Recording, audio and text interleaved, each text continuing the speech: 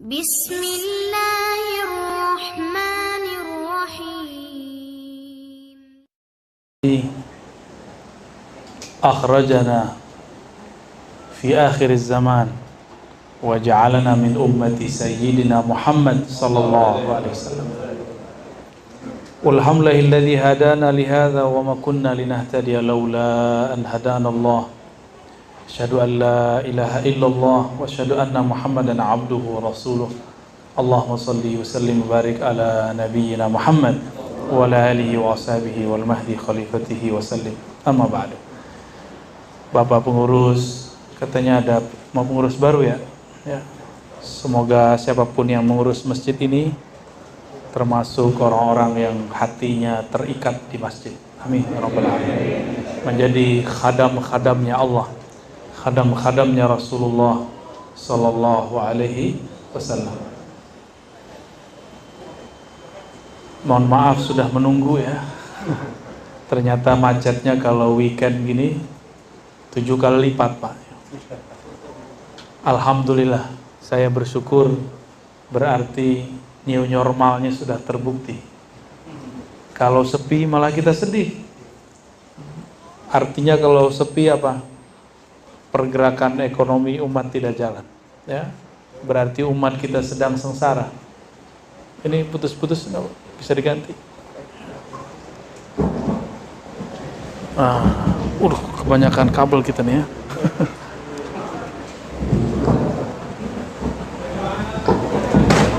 Oke. Ini zaman banyak kabelnya. Ya sudah. Baik, Bapak Ibu yang dimuliakan Allah. Mau dengar teori apa dengar cerita?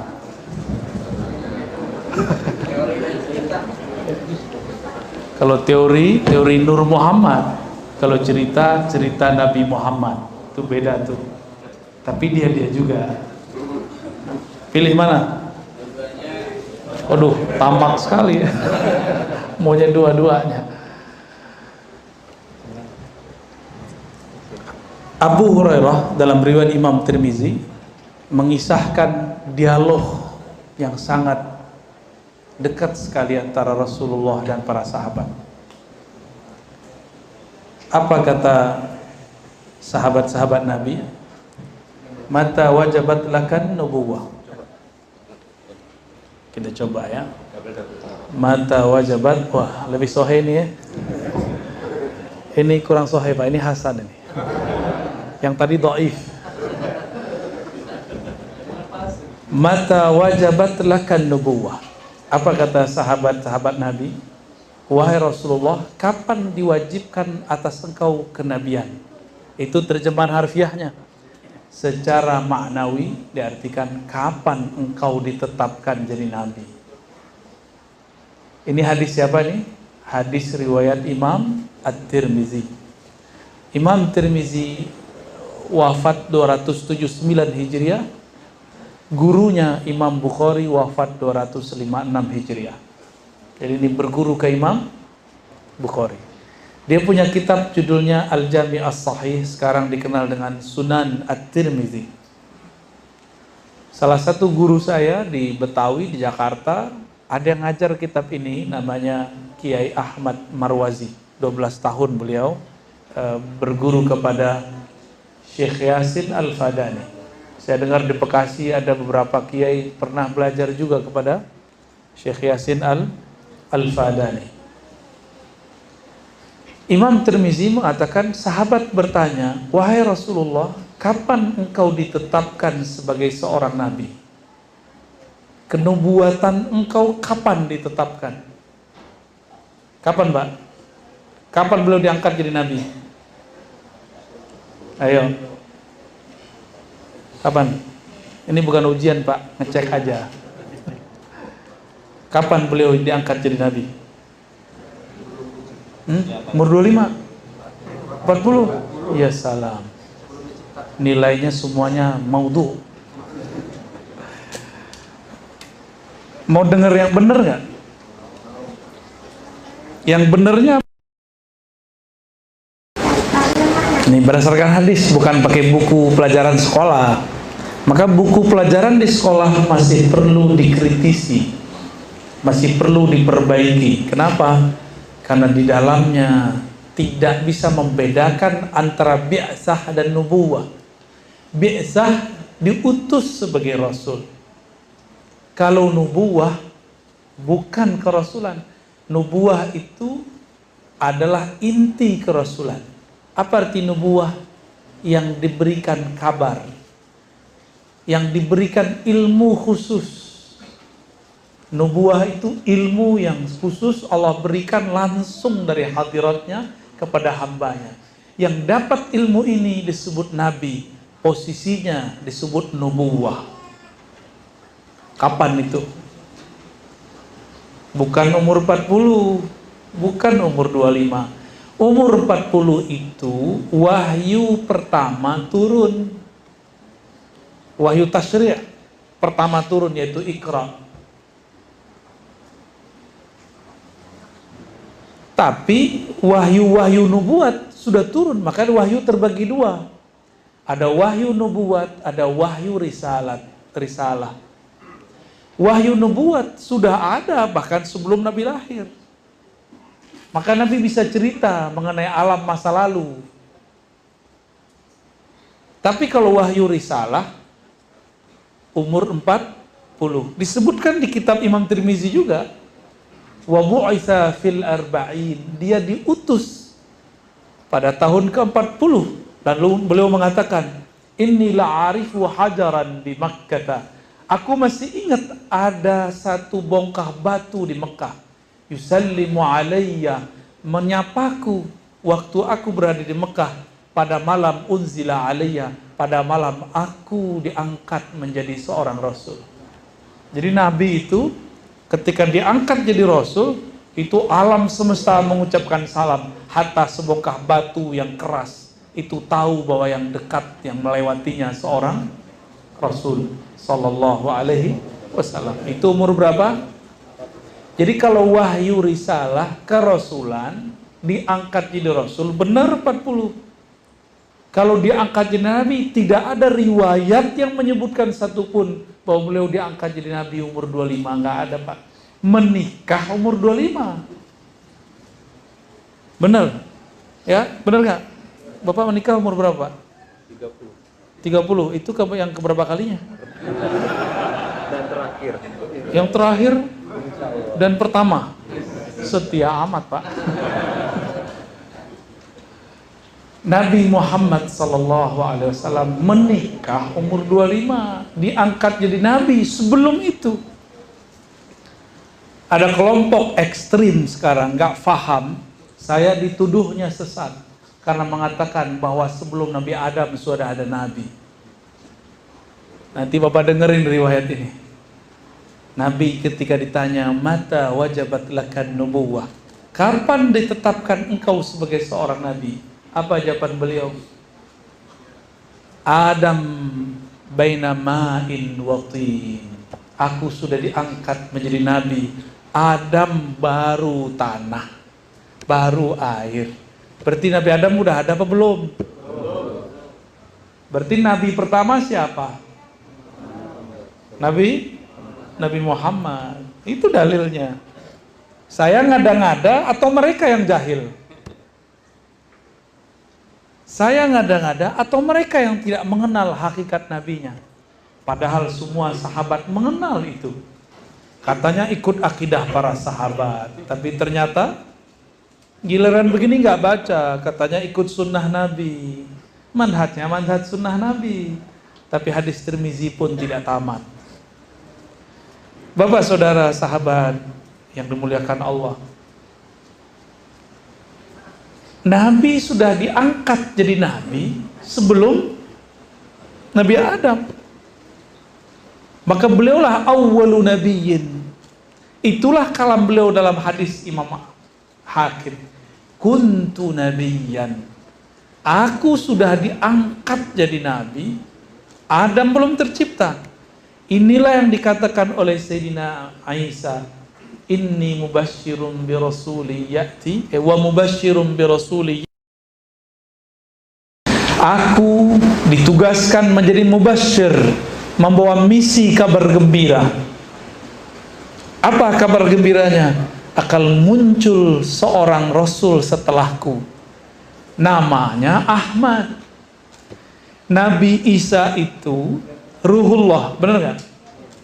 Nabi Isa itu Ruhullah, percikan dari Ruh Allah. Dari mana Ruh Nabi Isa ini? Dari Ruh Nabi Muhammad, namanya Ahmad. Jadi ruhnya Nabi Muhammad punya nama, ada namanya apa? Ahmad. Siapa yang tahu namanya? Nabi Isa. Nabi Isa kabarin itu di Quran. Mubasyirun bi rasulin ya'ti min ba'dihi ismuhu Ahmad. Jelas ayatnya. Lalu Ahmad itu apa dan siapa?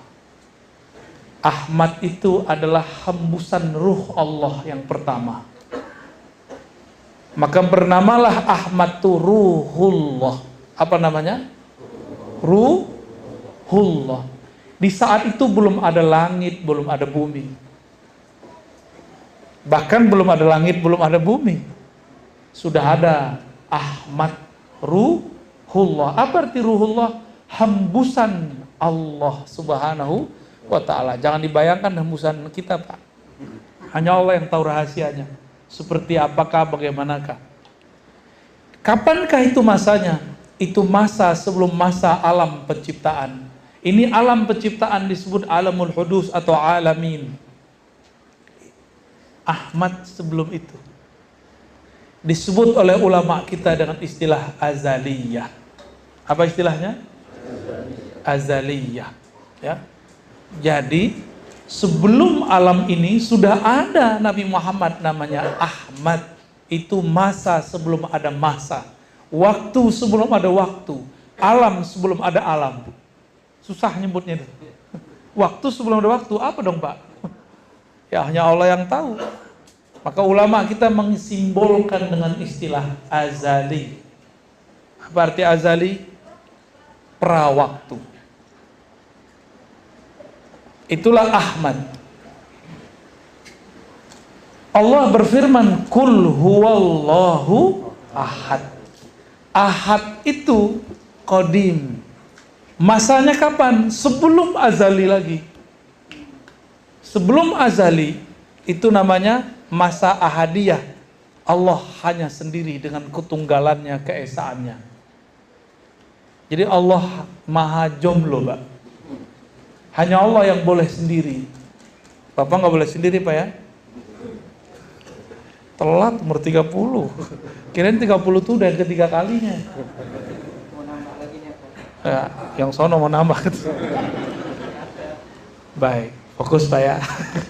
Saya yang nggak fokus, bapaknya udah serius-serius amat ya.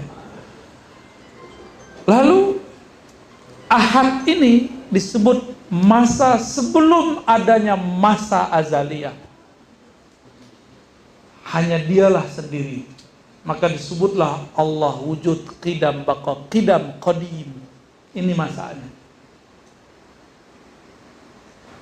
Saya mau tanya Pak, kalau kita tawaf berapa kali tawaf? 7 kali ya. Baru kemudian kita keluar ke sa'i. Alam semesta ini sebenarnya tawaf, bergerak. Perputarannya juga sama. 7 kali alam semesta bergerak. Itulah satu kiamat. Baru 1 hari di alam azali.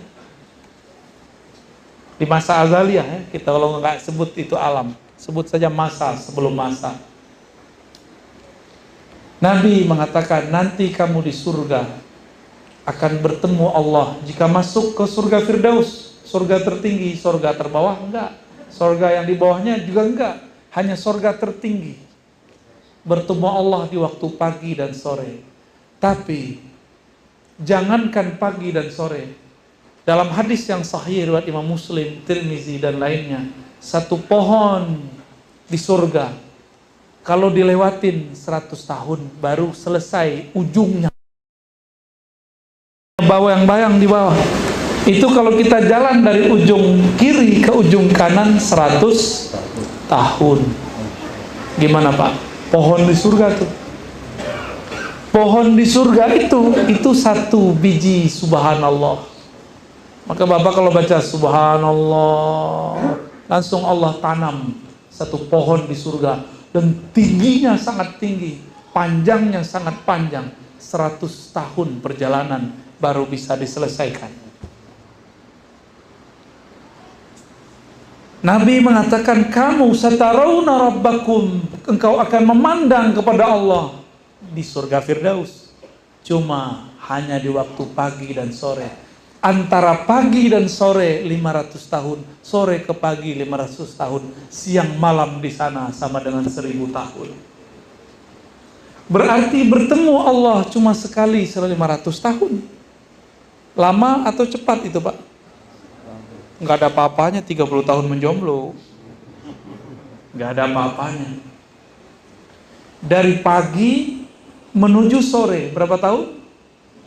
500 tahun. Sore ke pagi, nunggu 500 tahun baru ketemu Allah. Itulah alasannya, rahasianya. Kenapa di sorga itu Allah kasih penawar, yaitu menikah sebanyak-banyaknya. Nanti Bapak sabar ya. Cuma itu. Karena itu bisa membuat mereka itu kalau rindu, itu mirip-mirip orang sakau. Mereka rindu terus musfikun, sampai muncul rasa takut kepada Allah. Maka Allah berilah obat penawar. Diizinkan makan seenak-enaknya, minum seenak-enaknya, selezat-lezatnya, kawin sebanyak-banyaknya. Jadi sehari itu nanti Pak, disebutkan di hadis, satu laki-laki diberikan kekuatan 100 laki-laki. Waduh, saya nutup mata bentar Pak. Gak berani ngelihat bapak-bapak ini nanti kalau ahli surga. Sekarang atuh aja keok Pak ya, sok-sokan mau nambah 2 ya. Nanti di sana. Itu penawarnya. Itulah kenapa kalau kita, mohon maaf ya yang belum cukup umur, habis melakukan hubungan spesial itu wajib mandi. Karena di saat itu kita lupa kepada rindu kepada Allah Subhanahu wa ta'ala. Itu rahasia sebenarnya. Wajib mandi nggak? Mandi nggak tadi? Wajib Pak mandi. Tanda tobat. Ya Allah ampuni aku, karena kelezatan sesaat aku lupa kepada Engkau. Itu dia ya. Itu rahasianya kalau kita ungkit-ungkit rahasianya. Nabi Muhammad SAW mengatakan, aku sudah ada, Adam belum ada. Namun meskipun beliau awal Nabi, tapi terakhir diutus. Dulu ruhnya bernama Ahmad, fisiknya ketika di dunia bernama Muhammad. Dia juga Pak. Cuma ini Muhammad ada jasadnya, kalau yang Ahmad tidak ada jasadnya. Saya mau tanya kepada Bapak Ibu, waktu di Ka'bah muter, kita muterin apa sih? Ka'bah, apa yang ada di situ? Hajar Aswad, apa lagi? Hijr Ismail. Itu adalah rumah untuk ibadah yang dulu dibangun oleh Nabi Ibrahim dan Nabi Ismail. Ternyata sebelum itu, dulu awal-awal Nabi Adam baru turun di muka bumi, itu dikabarkan malaikat dulu tawaf di tempat yang sama, namanya Bakkah. Ketika terjadi banjir besar, maka Allah angkatlah Ka'bah itu ke langit. Jadilah namanya Al-Baitul Ma'mur. Dan Allah bersumpah dalam surat At-Tur, wal baitil ma'mur, dan demi rumah-rumahku yang dimakmurkan, yang diramaikan. Siapa yang meramaikan rumah Allah? Dan ini disaksikan oleh baginda Nabi Muhammad SAW ketika beliau diperjalankan Mi'raj. Sampailah beliau di langit ketujuh.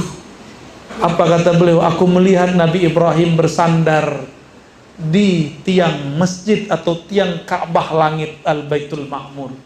Kakinya selonjoran. Rambutnya sudah sedikit beruban.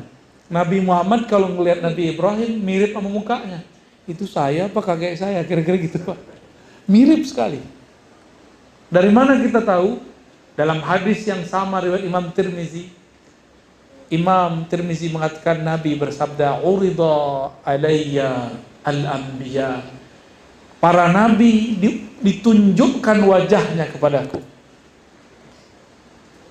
Lalu beliau mengatakan, tiba-tiba aku melihat Nabi Fulan mirip Fulan, Nabi Fulan mirip sahabat Fulan, adapun Nabi Ibrahim mirip sahabatmu yang di depan. Begitu kata Nabi Muhammad sallallahu alaihi wasallam.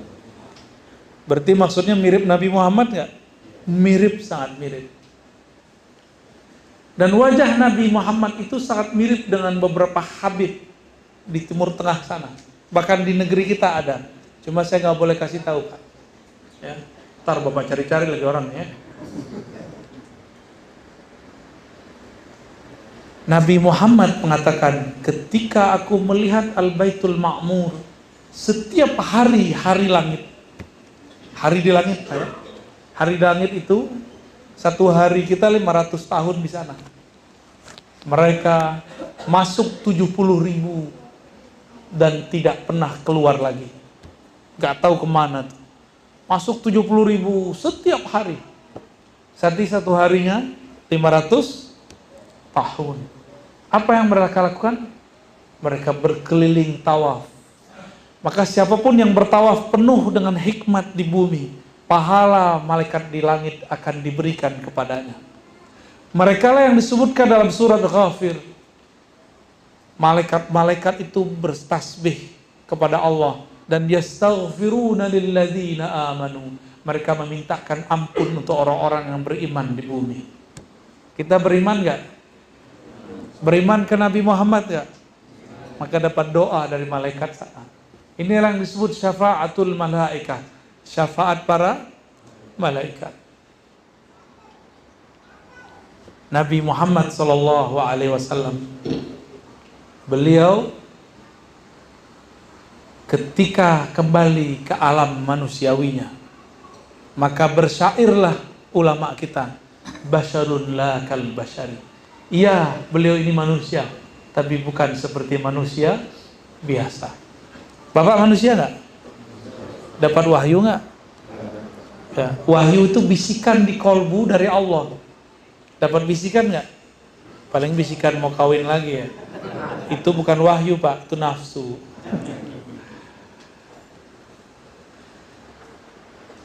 Nabi Muhammad SAW kemudian mengatakan,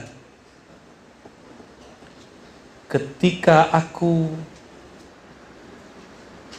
bermain-main dengan saudara susuku, tiba-tiba ada malaikat dua bersayap membedah dadaku. Jadi Nabi Muhammad ini kecil-kecil sudah tahu bahwa yang datang ini malaikat. Abu Darda nanya sebelumnya, muncullah kalam itu, wahai Rasulullah, kapan engkau jadi nabi? Nabi jawab, di saat malaikat membedah dadaku pertama kali. Umur berapa itu? Ada riwayat 5, ada riwayat 7 tahun. Umur 5 tahun anggaplah begitu, atau umur 7 tahun. Beliau sudah dibersihkan oleh Allah Subhanahu wa ta'ala. Jibril itu makhluk fisik atau makhluk rohani? Maka ketika Jibril belah dada Nabi, itu Jibril menyakiti fisik Nabi atau tidak? Enggak, karena beliau makhluk rohani, yang dibedah itu rohaninya Nabi Sallallahu Alaihi Wasallam. Walaupun ada efek di fisiknya, tapi tidak menyakitinya. Sallallahu Alaihi Wasallam. Ternyata selevel Nabi, ketika dibuka jantungnya, masih ada noda, 1, 2 noda di dalamnya. Kalau kita berapa noda Pak hari ini? Ini ceknya sholat aja, sholat bisa khusyuk. Ada apa enggak? Titik-titik noda. Titik-titik noda. Kata Nabi, iza aznabal abdu, ketika seorang hamba berdosa, maka muncullah nuktatun sauda fi qalbi. Muncullah noda-noda, bintik-bintik hitam di kolbunya. Hadis ini sahih. Sekarang untuk maksiat gampang, lewat handphone, ya, gampang nggak? Lewat TV, gampang sekali. Nggak perlu jauh-jauh buat maksiat mas sekarang. Ya, berarti kalau dihitung-hitung, bintik hitam itu mungkin sudah dibintikin lagi sama Allah, tuh, udah berlapis-lapis itu. Wajar sholat kita tidak nikmat, wajar sholawat kita tidak lezat, wajar zikir-zikir kita tidak syahdu. Kenapa? Yang menikmati sholawat, zikir, bacaan Quran itu adalah kolbu. Jika di kolbu ada bintik, ibarat seseorang mau meneguk air, di gelasnya ada noda. Mau minum? Kalaupun dipaksa minum, menikmati atau jijik?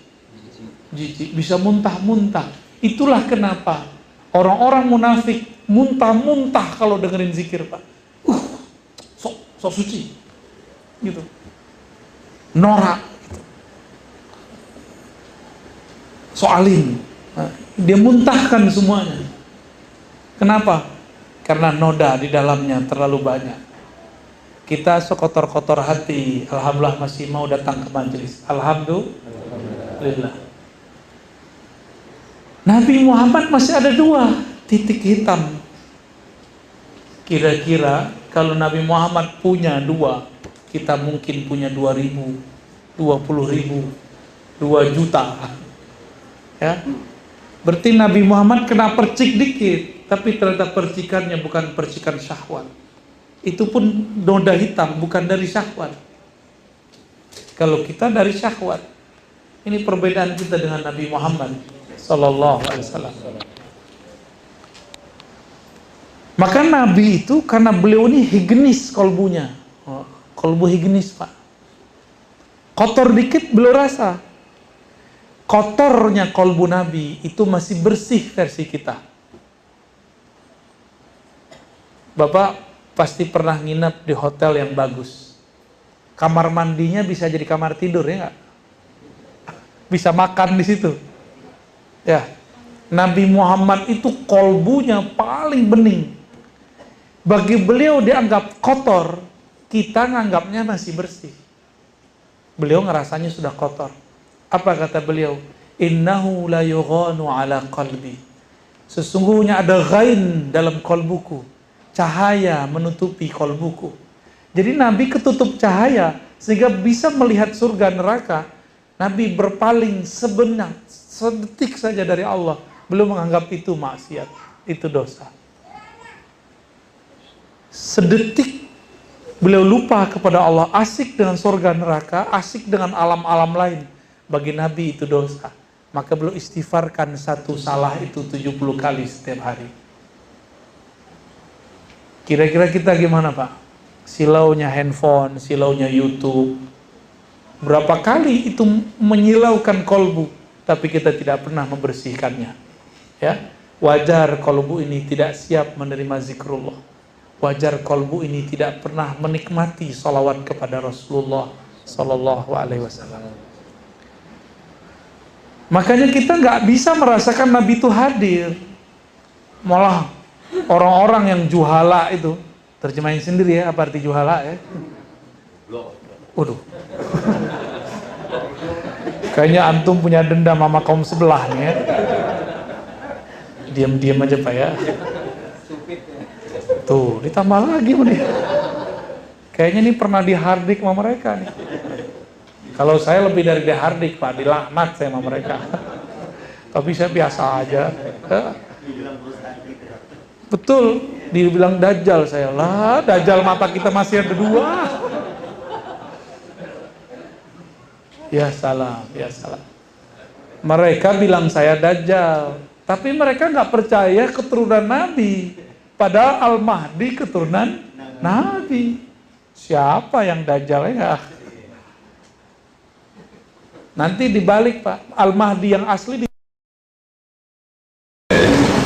Dajjal yang asli disebut Al-Mahdi akan ada masanya. Kalau nggak sanggup minta meninggal duluan Pak ya. Serius tadi ngomong serius. Kalau nggak sanggup mending minta wafat sebelum. Tapi kalau ingin berjuang, ayo hidupkan majelis maulid. Karena kalau hidupkan majelis maulid nanti kita akan mempelajari kisah-kisah Nabi. Dari kisah Nabi akan terpola. Oh begini karakter Imam Mahdi di akhir zaman. Nanti karakternya nggak jauh beda. Saya sebutkan hadis tadi. Kapan engkau ditetapkan jadi Nabi ya Rasulullah? Ya. Apa aja kata Nabi? Adam belum dicipta, aku udah jadi Nabi. Nabi Musa tidak diizinkan untuk melawan Dajjal. Nabi Isa dikalahkan oleh Dajjal. Walaupun nanti di akhir hayat Dajjal yang bunuh Nabi Isa. Bahkan Khawarij pun tidak diizinkan oleh Rasulullah dibunuh di hadapannya. Tapi nanti yang menghadapinya adalah seorang umat dari umatnya. Keturunan dari cucu-cucunya.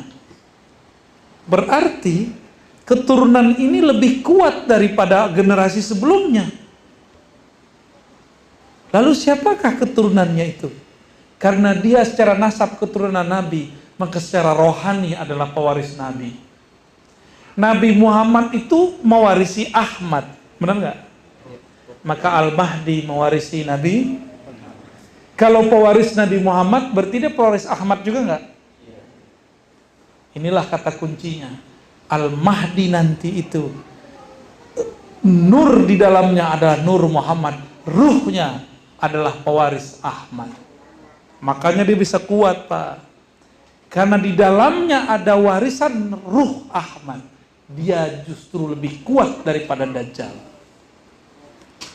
Itulah alasannya kenapa Nabi Isa waktu datang, Nabi Isa nggak mau jadi imam, karena dia tahu si yang di depan itu pewaris Ahmad.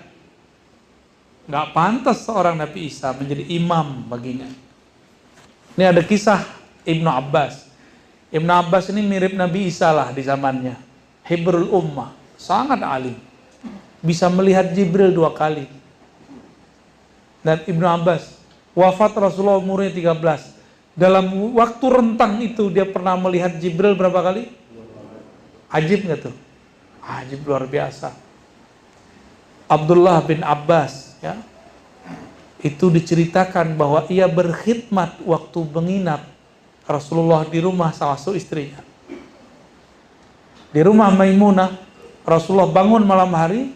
Dulu nggak ada keran Pak, nggak ada PDAM, sumur jauh. Ibnu Abbas yang masih kecil ngambil air ke sumur yang jauh malam hari, lalu menyediakan air wudhu dan mandi untuk Rasulullah Sallallahu Alaihi Wasallam.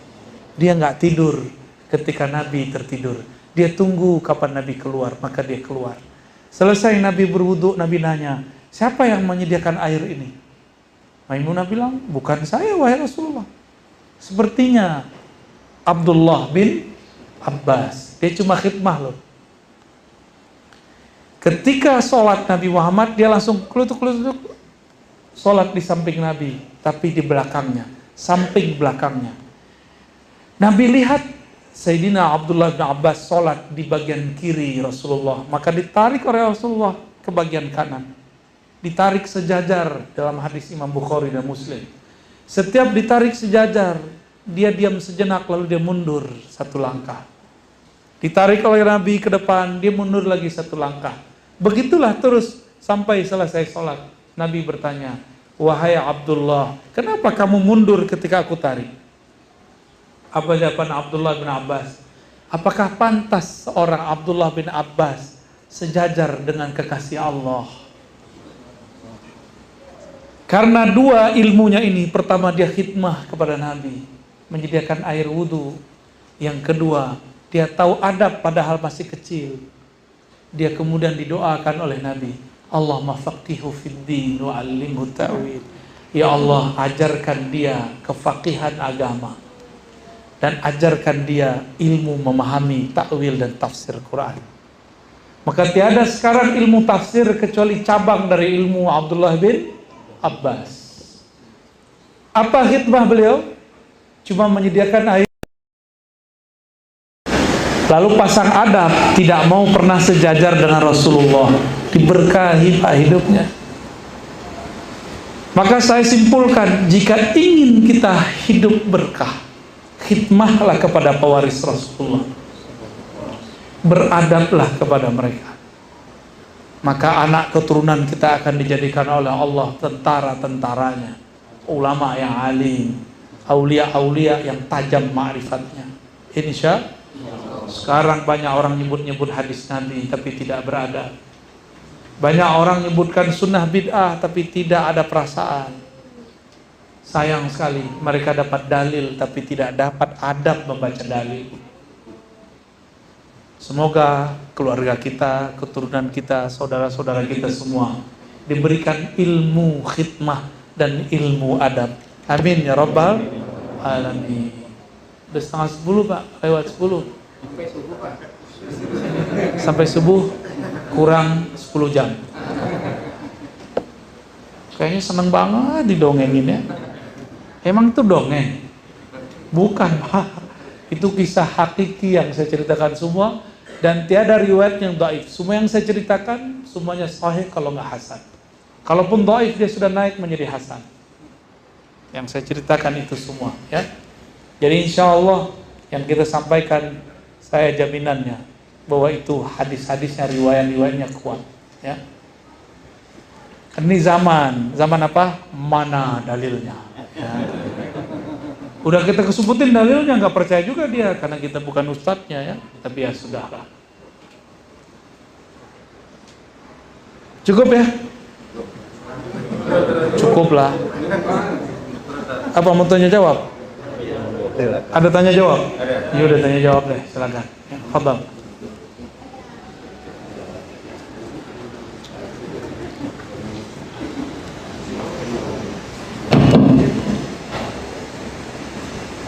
Demikian yang disampaikan oleh Buya Al-Zikri. Dari jamaah ada yang mau bertanya?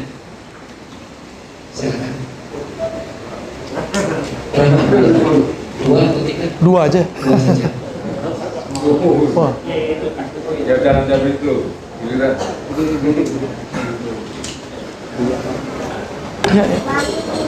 Assalamualaikum Pak Ustaz. Waalaikumsalam warahmatullahi. Dulu saya sering mendengar Pak Ustaz sebelum masuk ajan terdengar puji-pujian atau salawatan.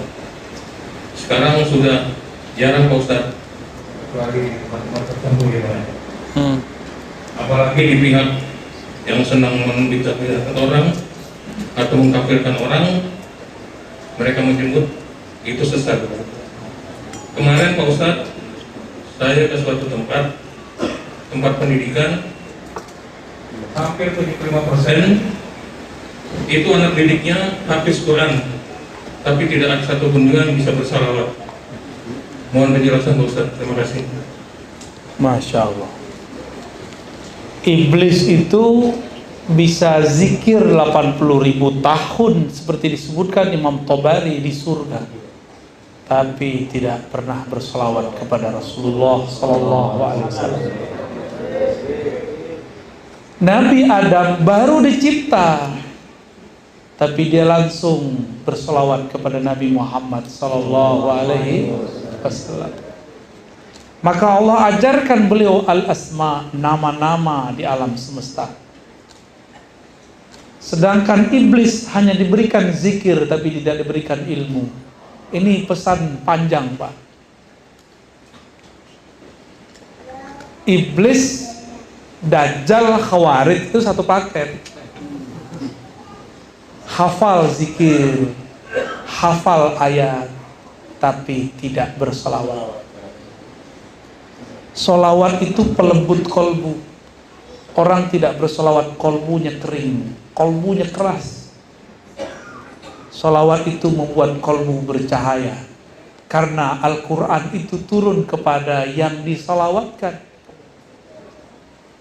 Kalau nggak ada Nabi Muhammad, ada nggak Quran? Nggak diturunkan Al-Quran. Kalau Nabi Muhammad belum ada, Quran sampai sekarang belum turun Pak. Iya. Jadi Al-Quran diturunkan ke Nabi Muhammad, maka yang diturunkan kepadanya Al-Quran. Sebelum Al-Quran itu diturunkan, Allah sudah salawat dulu. Innallaha malaikatahu yusholluna 'alan nabi. An-nabi di situ itu An-Nabi Ahmad. Al-Quran belum diturunkan, Allah sudah berselawat. Al-Quran belum sudah diturunkan, orang belum hafal Quran. Salawat itu sudah ada sebelum hafalan dia. Al-Quran belum diturunkan, Nabi Adam sudah salawat. Jadi lebih tua mana? Maka salawat ini bagian dari kalam-kalam Allah. Kalam-kalam Allah salawat itu. Lalu kita tirukan. Itu bedanya. Ya. Maka orang yang jauh dari salawat, dia jauh dari yang memegang kunci surga. Yang memegang kunci surga siapa? Mereka tuh lupa dapat hadis bahwasannya Al-Quran ya'ti syafi'an li ashabihi yaumal qiyamah, kan ada begitu, akan datang bawa syafaat pada hari kiamat kepada ashabihi. Al-Quran datang. Siapa Al-Quran itu?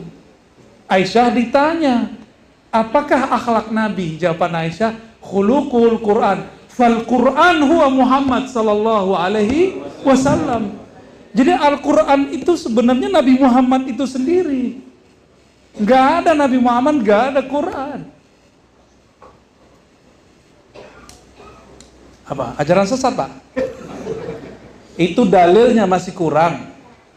Kata Aisyah apa? Khuluquhul Quran. Akhlaknya Nabi Muhammad, sifat-sifatnya Nabi Muhammad, sifat Qurani. Jadi hafal Quran gak sholawat ke Nabi, hafal Quran gak maulidan, hafal Quran gak mengenal Nabi. Aduh, Bapak ini semangat sekali. Sepakat, Pak. Tapi pewarisnya. Apa kata iblis dulu kepada Adam? Ana khairum minhu. Saya lebih baik dari dia. Apa kata malaikat dulu ketika malaikat malaikat Azazil, yaitu yang menjadi iblis. Ketika semua malaikat datang kepadanya minta doa, dia doakan semua malaikat tapi dilupa mendoakan dirinya. Apa kata dia? Hadakumullah. Semoga Allah memberikan kalian hidayah, tapi dia lupa mendoakan dirinya. Maka iblis mendoakan malaikat dapat hidayah, tapi dia sendiri jauh dari hidayah. Maka karakter iblis zaman now sama, Pak. Kita didoain, kita aminin, Pak, tapi dia lupa mendoakan dirinya sendiri. Iblis ketika diusir, ketika dia dimurkai oleh Allah, dia menyalahkan Allah. Yang disalahkan siapa? Allah. Ya Allah, kan aku begini, engkau juga yang ngatur gitu. Nah, dia menyalahkan dirinya, menyalahkan takdir Allah kepada dirinya. Beda dengan Nabi Adam. Nabi Adam ketika ada masalah nyalain siapa? Nyalain dirinya. Inilah perbedaan waladi Adam dengan walad iblis. Walad, tahu arti walad? Bukan kualat, Pak. Walad, anak keturunan Adam, kalau salah bersama, yang dia salahkan dirinya. Kalau walad iblis enggak. Udah jelas dia salah, yang dia salahkan orang lain. Dia cari kambing hitam. Maka sekarang, nih coba ntar lihat, Pak, terjadi bencana. Kata mereka, itu karena kalian tawasulan. Ya, tak terjadi bencana. Apa kata mereka? Karena kalian buat bid'ah di masjid dengan maulid. Ya salam. Maulid itu menyebut nama Nabi. Nyebut nama Nabi, sholawat nggak dari tadi? Sallallahu alaihi wasallam. Sholawat itu penolak bala. Jadi yang bikin tolak bala bukan kajian yang begitu, kajian yang ada sholawatnya kepada Rasulullah Sallallahu alaihi wasallam. Apa dalilnya? Man shalla alaihi sallallahu alaihi asyara marrat. Udah hafal semua kita dalilnya. Siapa yang sholawat kepadaku, Allah bersolawat kepadanya 10 kali. Sholawat Allah itu rahmat. 1 sholawat 10 rahmat. Berarti 10 bala tertolak. Maka kalau orang sini nih sholawat semua, Mana selawat kampung ini corona nggak bisa tembus ke kita, Pak. Walaupun dia ada, tapi tidak mempengaruhi hidup kita. Insya Allah. Maka saya berharap teruskan majelis maulid. Bahkan kalau perlu buat maulid tiap bulan. Ya. Yang ada selawat terus, supaya kita tambah kenal Rasulullah. Bahwa Rasulullah itu rahmat. Rasulullah itu bukan sesuatu yang menegangkan. Terakhir saya menyebutkan ya, Abdullah bin Mas'ud itu mengatakan, kami kalau mendapatkan suatu pengalaman spiritual, kami menganggapnya itu rahmat. Kalau kalian menganggapnya aneh-aneh, kata beliau. Dulu ketika kami makan bersama Nabi, sami'na tasbihat ta'am. Kata Abdullah, kami dengar itu makanan bertasbih. Canggih nggak sahabat Rasulullah? Dengar Pak, air tasbih. Udah dapat belum ilmu begitu? Belum ya? Gimana ntar jadi tentara akhir zaman? Sahabat yang bisa berdialog dengan alam itu, mereka yang selamat waktu ketika ada perempuan Yahudi meracuni Nabi. Nabi disalamin oleh daging yang diracuni. Ya Rasulullah, assalamu alaik, ana masmumah. Bukan masmumah, itu bukan nama itu. Bagus ya namanya. Masmumah. Jangan kasih nama anak masmumah. Masmumah itu artinya diracun. Penting Arab bagus, Tat. Enggak.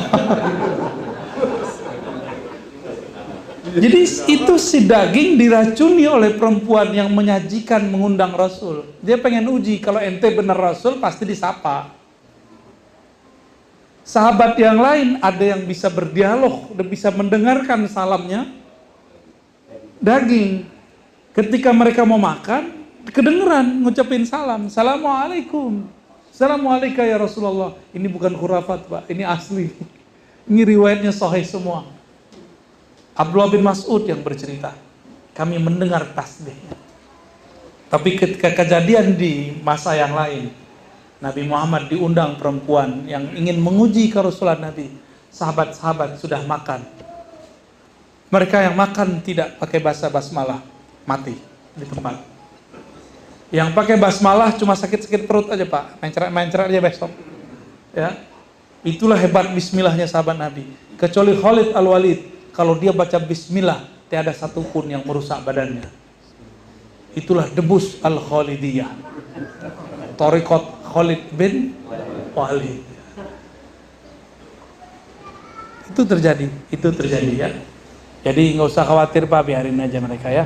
Kita buat majelis maulid. Siap Pak pengurus? Pengurus yang baru? Nanti ada Mi'raj, buat lagi. Ada Rojaban, buat lagi. Ada Sya'ban, 15 Sya'ban, buat lagi majelis. Semua majelis itu mengingatkan kita kepada amal Nabi Muhammad sallallahu alaihi wasallam. Itu bukan amal NU Muhammadiyah PRT, bukan. Sebelum ada NU Muhammadiyah sudah ada 15 Sya'ban.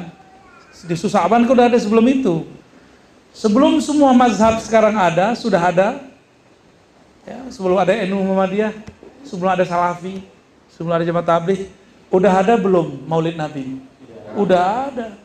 Yang buat bukan orang Syiah, yang buat Sultan Muzaffar, Salahuddin Al-Ayyubi. Semuanya ahlus sunnah wal jamaah. Satu lagi ya pertanyaannya, yang di belakang. Ya, fadal. Assalamualaikum warahmatullahi wabarakatuh. Assalamualaikum. Semoga Pak Ustaz selalu dalam lindungan Allah. Amin ya Rabb. Amin ya Rabb. Tadi Pak Ustaz ada menyebut tentang Nur Muhammad, Pak Ustaz. Mohon diberikan penjelasan. Lalu yang kedua, saya pernah dengar ceramah mengenai cara membangkitkan Nur Muhammad.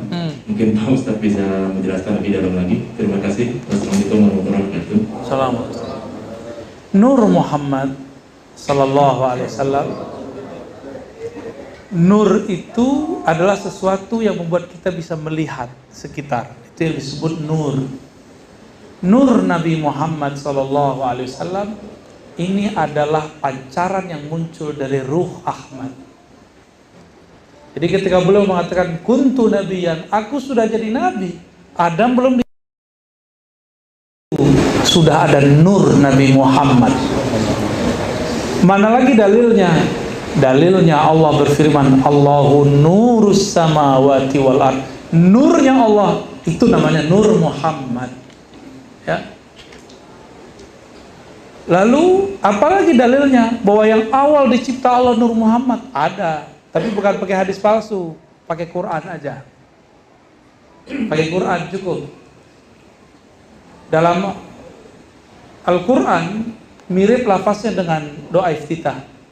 Inna salati wa nusuki wa mahyaya wa mati lillahi rabbil alamin. Terus di ujungnya wa ana awwalul muslimin.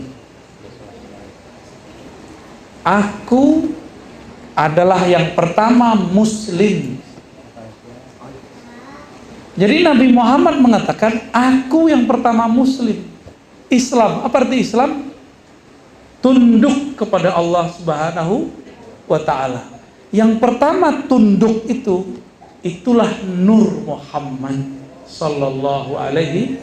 Jadi guru-guru kita dari dulu mengatakan inilah dalil di Quran mengenai awalul muslimin. Jadi kita nggak perlu pakai dalil awwalu ma khalaqallahu nura nabiyyika ya Jabir, itu hadisnya dhaif. Laulaka ma khalaqtul aflaq, kita nggak perlu pakai hadis itu. Kalau bukan karena engkau tidak diciptakanlah alam semesta, kita nggak perlu pakai riwayat itu. Itu riwayat semuanya bermasalah. Kita cukup pakai riwayat yang sahih.